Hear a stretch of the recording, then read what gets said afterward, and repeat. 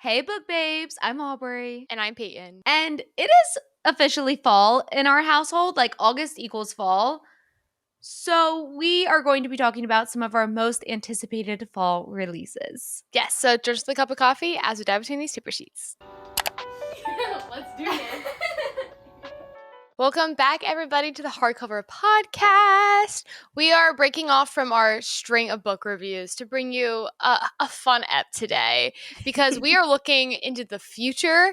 And, there's nothing more we love than hyping ourselves up on some anticipated reads, especially for fall, because we are fall girlies in this household. I mean, we're always book girlies, but there's something extra when there's a little crisp to the air. Invigorating. Oh, I'm so excited. Guys, I kid you not, Peyton and I have a shared hardcover podcast calendar. And in it, whenever I see a book that I'm interested in, I just add its release date into the calendar. And for this episode, I literally just went through our calendar and I pulled all the titles. So we have 10 new releases coming out this fall that we are so excited about that it's in our motherfucking calendar. Yes. And some of these, the fun thing is, I was looking through the list, I was like, I don't know some of these. So Aubrey's going to have to explain some of these to me. But I'm really excited about this first one here. Yes. I pre-ordered it, so we will be reading. I did not pre-order it only because I decided that I'm done pre-ordering books. I'm tired of it coming 3 days later. Like, I'll just go to the Barnes & Noble and pick it up, even though I know that's bad. Oh, yeah. If I, want to read it right away, I refuse to pre-order. Unless it's a special edition. This one had the sprayed edges, so I was like, all right, I'm going to pre-order. And this is Katabasis by R.F. Kuang, also known as Katabasis. If you were following us at the beginning of the year, that's how everyone was pronouncing it. And then someone was like, actually, in Greek or like ancient Latin, this is how you'd pronounce it. And so I'm trying to do the switch. This is R.F. Kuang's dip into Lewis Carroll, Alice in Wonderland type storytelling, Dante's Inferno. Peyton, do you know what this book's about? Have we talked about it enough? Yeah, we've talked about it a lot. Yeah. It is two grad students who their professor dies before he can write them a recommendation letter. And so they pair up together. They're like rivals to descend into hell to find him and get that damn recommendation letter. It's giving in a weird way, kind of like we recently read A Study in Drowning and Divine Rivals. Like it kind of has that dark academia, kind of also like the Alice in Wonderland. It's campy, where it's like, oh, for a recommendation letter, okay. But that's very mythological. I don't know. It fits the realm, and so it's fun to see R.F. Kuang lean into that. And I'm really excited to read it. It comes out in we're recording this on a Tuesday. It comes out 2 weeks from now. And it is R.F. Kuang's first romantasy. So we're getting a little bit more intense in our romance than her other books have had. I saw a snippet of it online and I was like, oh, this is going to cook. This is going to be very good. There's nothing also better than a book title that's just one word. And that's what, other than the Poppy War, we have Yellow Phase, we have Babel. It's just very sleek. It's just one word. I like how it looks. Yes. And I love the cover, with the twisting, winding halls. So freaking cool. It's going to be good. So August 25th is the release date. And yeah, we're really excited for that one. I think that's probably going into the fall. That's number one right now for me. And then coming up September 2nd, we have Wild Reverence by Rebecca Ross. This is a book set in the world of the Divine Rivals. So that'll be interesting to jump back into. And we all know my mixed feelings with that series, that duology, which is funny because it seems like it was written for me.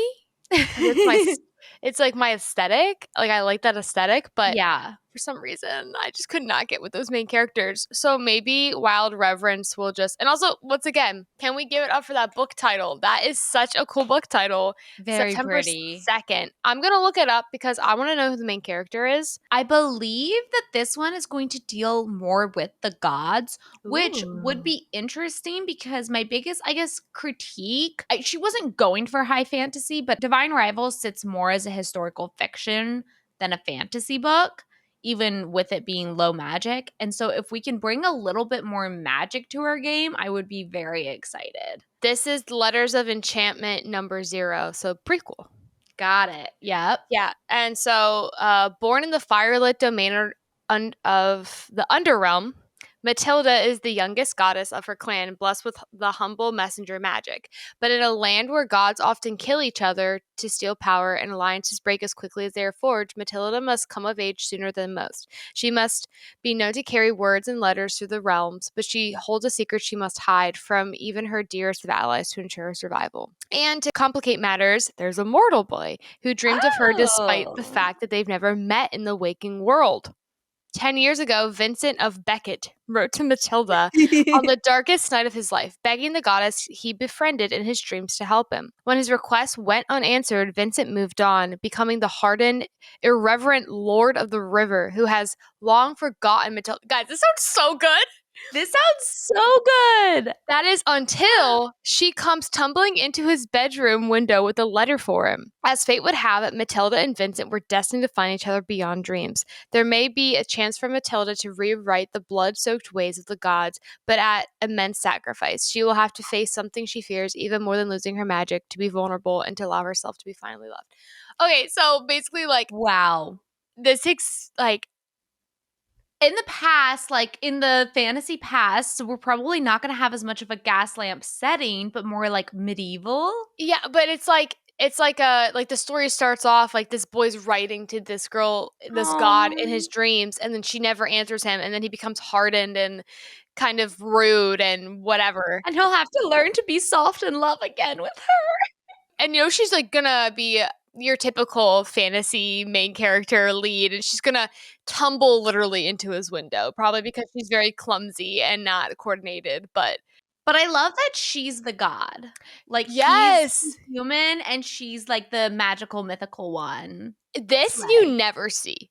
It's always the guy that's the god, and then randomly she will get turned into a god or something like that. Yeah. Wow. This is exciting.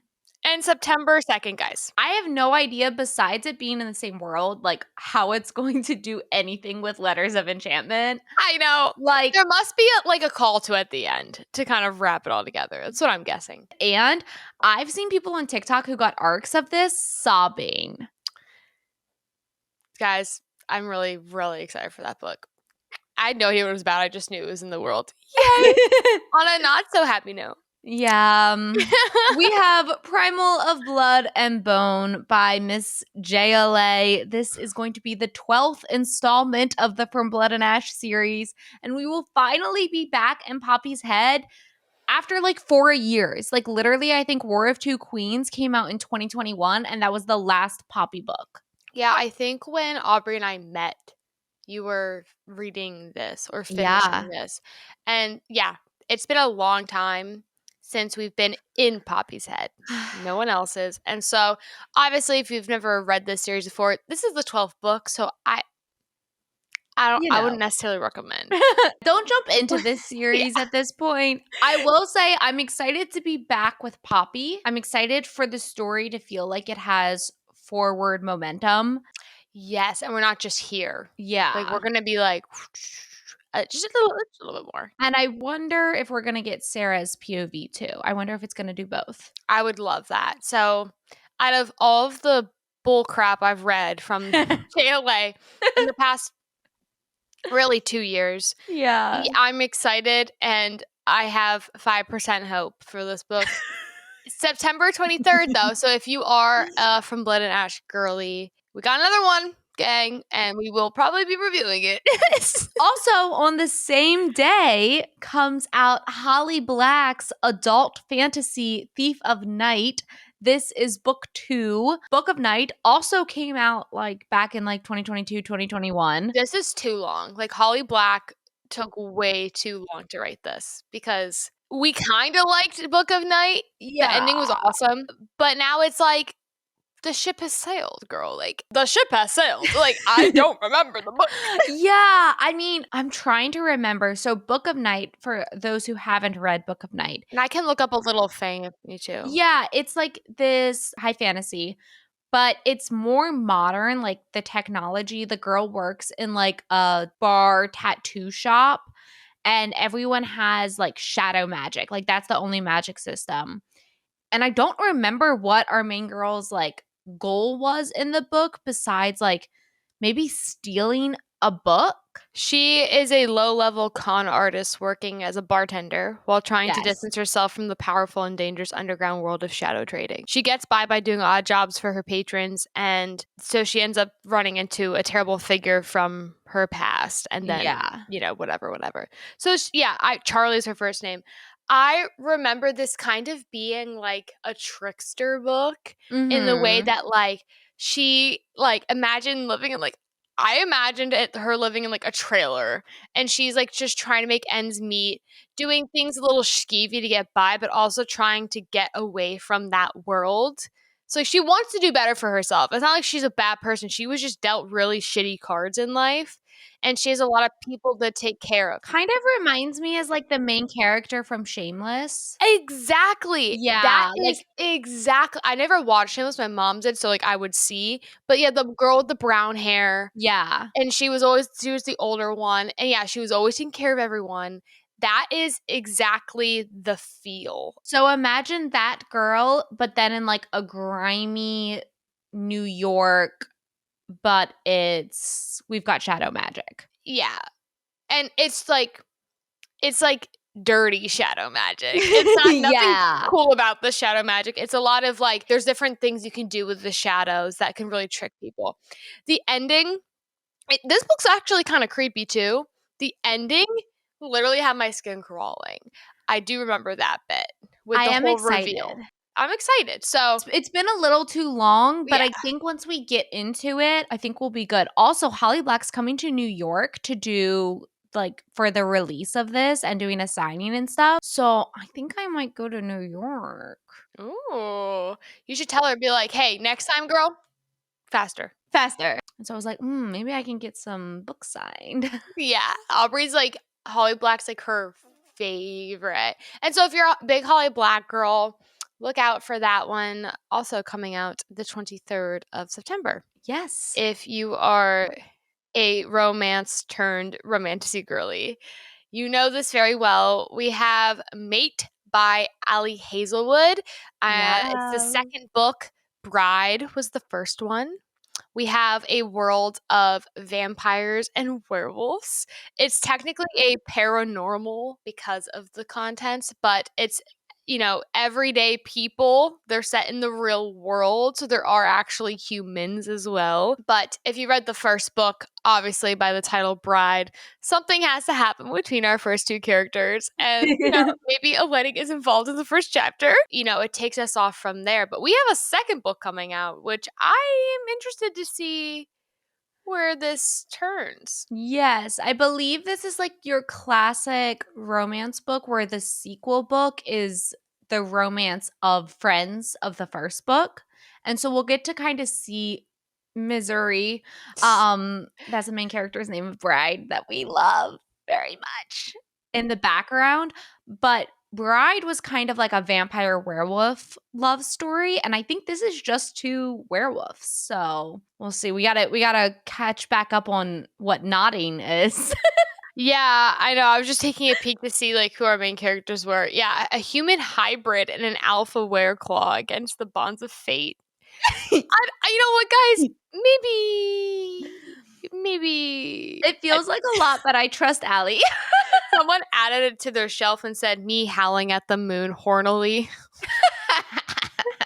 If you've read any Allie Hazelwood, like it's just Yeah. It's going to be camp. Allie Hazelwood started writing for AO3, and I think that tells you everything you need to know. You gotta love it. Up next is one that, Payne, I think you're either going to absolutely devour this book or you're going to think it's the cringiest thing ever and hate it. Okay. This is The Princess Knight I see it here. by Kate Jacobs. Okay. Its original title was Medievally Blonde. Oh. So this is a Legally Blonde spoof set in a fantasy world where basically our girl is a princess and she was supposed to have this arranged marriage to a guy, another like prince. And if you know the plot of Legally Blonde, he turns her down. He's like, you're not serious enough. You're not good enough to be a warrior princess. You're not good enough to be my bride. So he breaks up with her. So then she goes on her training montage to join the same warrior. They're calling it a medieval knight military college. academy. Yeah. And then take the plot of Legally Blonde and superimpose it to a knight academy. I just read the blurb, guys. Yeah. My favorite line here is, sure, the castle has a brutal reputation, but how hard can dueling really be? It's supposed to be like goofy camp. This is written by a fellow book talker, Kate Jacobs. So if you have been on Book Talk, you might have seen her before. She has like a whole wall of books. Like if you think my bookshelf's a little big, like hers is just an entire room of books. It's beautiful. We'll see. I'm sold because apparently her like little chihuahua in this book is an otter-like pet. Oh, you love a little guy. And I love otters. So, sold. We have to be going into it knowing that it's camp. The right headspace. The right headspace, guys. I like the idea. I think it's going to be a really quick read. I think it's going to be a fun read. And it's coming out at the perfect time. October 14th. Yes. And Mate, I didn't mention. I don't know if I did. That's October 7th. So we're going in order here. Very like Halloween-y vibes. We've got werewolves and then we've got Legally Blonde knights. And then this one's hilarious. So when Aubrey puts in things in the calendar, I get alerts. And I saw this next book, which is, I'm going to spoil it for you, Aubrey, Girl Dinner. And I was like, did Aubrey schedule a dinner with me? I was like, oh, are we doing dinner? Like, I was like, okay. And it said Girl Dinner. And I was like, huh? I was like, oh, are we doing dinner? And I was like, in October, like, that's pretty far away. And then I looked and I was like, oh, it's a Olivia Blake book. We can also get dinner. Yeah, we can also get dinner and talk about Girl Dinner. There's actually at Marshall's, there was a shirt for a long time that said Girl Dinner on it, which is obviously like both are the spiff on like the Girl Dinner. And I was like, should I get it specifically for when that book comes out? Yeah, to wear. But this is Olivia Blake's step into horror. I don't know a ton about it because they announced it back in like January or something, like forever ago. But I mean, I have the blurb here. I can read through if you want me to. A little bit of cannibalism. Yeah. Okay. So, Girl Dinner is a darkly fun novel about power, lust, and eating your fill as wealthy moms and sorority girls practice a sinister new wellness trend. Good girls deserve a treat. Every member of the house, the most exclusive sorority on campus, and all of its alumni are beautiful, high-achieving, and universally respected. As a freshman, after a freshman year, she would rather forget. Sophomore, Nina knows being one of the chosen few accepted into this house is the first step in her path to the brightest possible future. Once she's taken into their fold, the house will surely ease her fears of failure and protect her from those who see a woman on her own as easy prey. Meanwhile, adjunct professor Dr. Sloan is struggling to return to her work after accepting a demotion to support her partner's new position at the Cutthroat University. After 18 months at home with her newborn daughter, Sloan's clothes don't fit right. Her girl dad husband isn't as present as she thinks he is, and even the few hours a day she's apart from her child fill her psyche with paralyzing ennui. When invited to be the house's academic liaison, Sloan enviously drinks in the way the alumni seem to have it all, achieving a level of collective perfectionism that Sloan so desperately craves. As Nina and Sloan get to get drawn deeper into the arcane rituals of the sisterhood, they learn that living well comes with bloody costs. And when they finally invited to the table, they will have to decide just how much they can stomach in the name of solidarity and power. Slay. And all of it, like fashion, her blurb was a little too wordy and a little too long. But yes. long story short, you have a college sophomore, Nina, who wants to be accepted and have a bright future. You have basically a single mom, Sloane, who's just trying to figure it out. She basically becomes the house mom. Nina gets accepted into the house, and we're finding out that maybe being rich, powerful, and beautiful isn't what it's cut out to be. Because I'm guessing we eat people.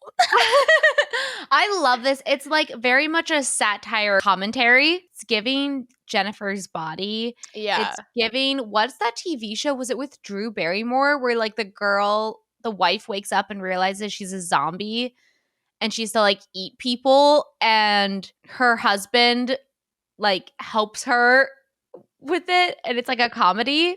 I have no idea. Oh my God, wait. Let me see if I can find it. I'm guessing they're going to eat, like the whole witch thing. It's like, oh, like we kill young girls for their beauty so we stay young. Maybe it's like we are so beautiful and so untouchable to the whole world because we take everyone's beauty from them and health and wealth. And I think it's going to turn into Sloane and Nina ganging up together and being like, let's eat the rich. Yes. There's definitely a direct pun in this book about eating the rich. And it's like, yeah, everything you said. Santa Clara's Diet.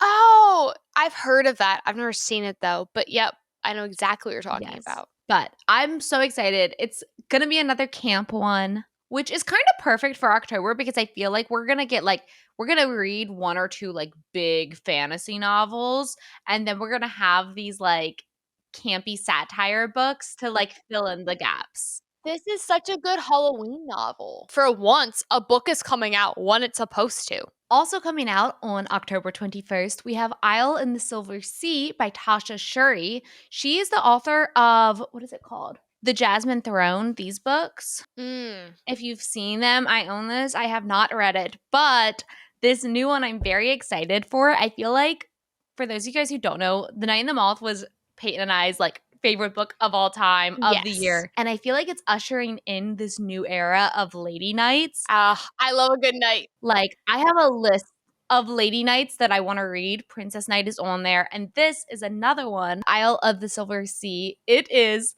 a sapphic high fantasy love story between a lady knight and a witch. And that is all I know. And that is all I need to know because I'm seated. Oh my gosh. It slays. And if you look at the cover is like very beautiful. I have to look it up. I know, like, oh, dude, that crossover, freaking wild. I love that. I know. A witch. I love witches. A lady knight. Like, the only thing that can make it better is if she threw a vampire in there, but it's okay. I don't even need the vampire. Like, does the knight go to this, like, the Isle in the Silver Sea and then, like... Or she's, like, sworn to protect the witch to bring her back to the Isle. The blurb is this small. Oh. The blurb is this small. I will read it. Okay. The Isle in the Silver... Cannot like all be Blake. So I was like, okay, girl, you know what? The Isle in the Silver Sea, a heart-shattering romantasy, a sapphic longing, medieval folklore, love that, and a love that spans the centuries. In a Britain fueled by stories, the knight and the witch are fated to fall in love and doomed each other over and over. The same tale retold of hundreds of lifetimes. Okay, so like the folklore is like, this is bound to happen.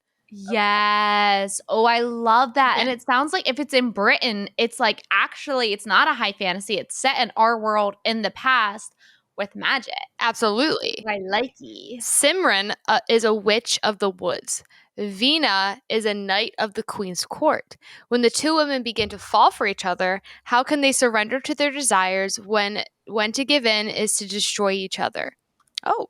Ooh. And as they seek a way to break the cycle, a mysterious assassin begins to target tales like theirs. To survive, the two will need to write a story stronger than the one that fate has given to them. But what tale is stronger than the knight and the witch? Oh, I love it. The Lion, the Witch, and the Wardrobe. The Knight, the Witch, and the Wardrobe. The Knight, the Witch, and the Assassin. The Night, the Witch, and the Moon. Yeah, I love it. I love Okay. it. So we're very excited. And then Eternal Ruin. This is book 2 in the Tegiskerma vampire books. So book 1 is the Immortal Dark, which I've talked a lot about.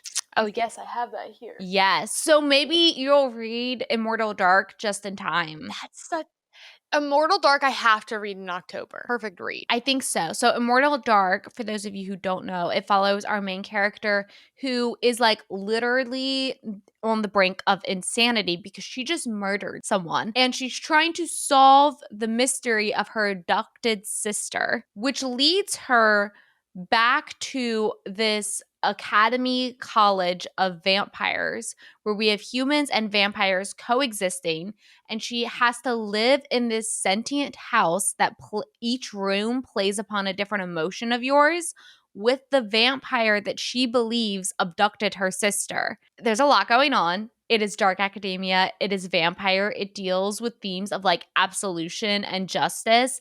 Our main character is like, I'm crazy and so are y'all. I'm going to bring the house down with me. I love it. It's amazing. And I'm so excited for book 2. And I don't know if it's a duology or a trilogy. I really hope it's a duology because I've been liking those recently. I know. We've been such in a duology mode, but the way it's Tegiskerma has been marketing it, it doesn't sound like it's the final installment, which makes me think trilogy. But who knows? It's YA, but it's like good YA. It's like bread and butter YA. I feel like the thing is, like, a book series, they're usually 3, and I can respect that. It's just, we know, when we're getting up into the 5s, it's like, do we need to? Yeah. There's bound to be one bad book. Yeah. And Eternal Ruin comes out October 28th. Okay, so we're going to wrap it up with one I was like, I don't know what this is, but I remember what this is now. You do. We have Brimstone coming out on November 18th. This is actually in our calendar. It's Fae and Alchemy book 2 because they hadn't announced yet the name of the book. But this is Quicksilver number 2, baby. Yeah, I'm really curious to see how this is going to actually read. Yeah. Because Quicksilver was a very indie book, and she wasn't as edited. She was long. It was a good story. We enjoyed ourselves. I really liked the characters, but it was long. So it was overwritten. Yeah, it was, yeah. And so I really am curious to see, now that obviously Callie Hart's, the story has popped off so much, you know, is it sometimes when you get traditionally published, it gets worse. Sometimes it does. And so, because, if this is her first traditionally published book, she can get swayed to do things maybe she wouldn't have naturally done. And so maybe the overwriting was worth it, in the long run. But anyways, November 18th, we're going to be jumping back into this world. Werewolves and vampires again, right? Yeah. Well, and Fae. And Fae and vampires. No werewolves. Is vampires and then the Fae people. Yes, but I feel like we theorized at the end of our Quicksilver video that this is going to be a trilogy, so I'm excited to see where that goes. But if you guys remember from Quicksilver starts like dystopian, and then it takes like 150 pages to get to the main plot, but our main girl basically jumps from one realm to this realm of the Fae, and she has the ability and power to make these magical weapons for these Fae who are in a like huge war with the vampires. Yep. And then at the end, something crazy happens. A lot happens in book 1. I don't know, is she going to force herself to match the length and the pacing and the amount of plot? Who knows? I'm not really excited for this book, but I'm very curious about this book. And I'm going to definitely have to, which, while you're here, guys, go rewatch our Quicksilver book review to kind of, see what actually happened in this book to re-jog my memory. I do remember that this one side character, I can't think of his name right now. Carrion, yes. Swift. Carrion Swift. I love him. He's great. I'm curious. Yeah. I'm curious. Yeah. So if we get his POV, that would make the book. It really would, because he's so freaking funny. So November 18th, we're at the end of our list here. Yes. if fall-wise, we didn't get into our December, and I could go off about early next year. I'm excited. Also, with like an ACOTAR 6 on the horizon, it's like, what's going to happen next year? If we missed any, let us know. What are you most excited for? Is there any books, even in different genres? We're mainly fantasy readers, that you're really excited for. I'm sure there are. So please leave them in the comments down below, and maybe we'll review some. Yeah. All right, y'all. Thank you so much for joining us, and happy reading. And new Taylor Swift album. Yeah!